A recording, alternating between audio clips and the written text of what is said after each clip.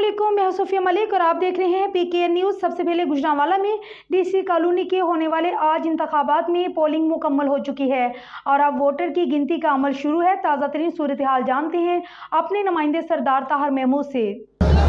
जी बिल्कुल, मैं DC colony मैं इस वक्त पोलिंग स्टेशन जो कम्युनिटी सेंटर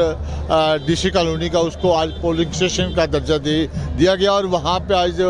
सारा दिन पोलिंग का अमल जारी रहा। सुबह 9 बजे से लेके 5 बजे तक जो इलेक्शन कमीशन का जो टाइम था, उसके बाद अब जो लोग इलेक्शन जो चारदीवारी है वो उसके अंदर जो पोलिंग स्टेशन के अंदर मौजूद थे उनको वोट डालने की इजाज़त दे दी गई थी और अब तमाम तर स्टेक होल्डर के पोलिंग एजेंट इस वक्त अंदर मौजूद हैं और जो जिनकी मौजूदगी में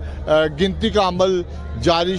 हो चुका है और तमाम उम्मीदवारान के जो पोलिंग एजेंट हैं वो इस तमाम प्रोसेस को अपनी निगरानी में मुकम्मल करवाएंगे। और इसके साथ साथ मेरा कैमरामैन दिखा सकता है कि फुहारा चौक में जो मरकज़ी जो 3 ग्रुप हैं जिनके दरमियान ये मुकाबला था, बेसिकली 2 मरकज़ी ग्रुपों के दरमियान ये कांटेदार मुकाबला देखने में नज़र आ रहा है सारा दिन, जिसमें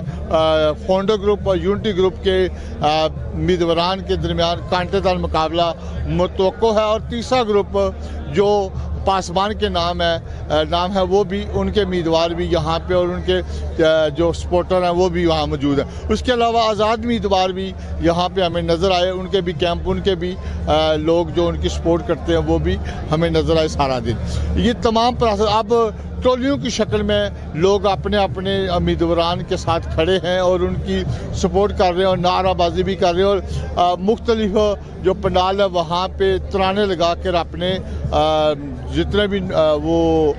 उनके चाहने वाले हैं अपने ग्रुपों के लीडरों के साथ अपनी यकजहती और मोहब्बत का इजहार कर रहे हैं। जी अब सिर्फ इंतज़ार सिर्फ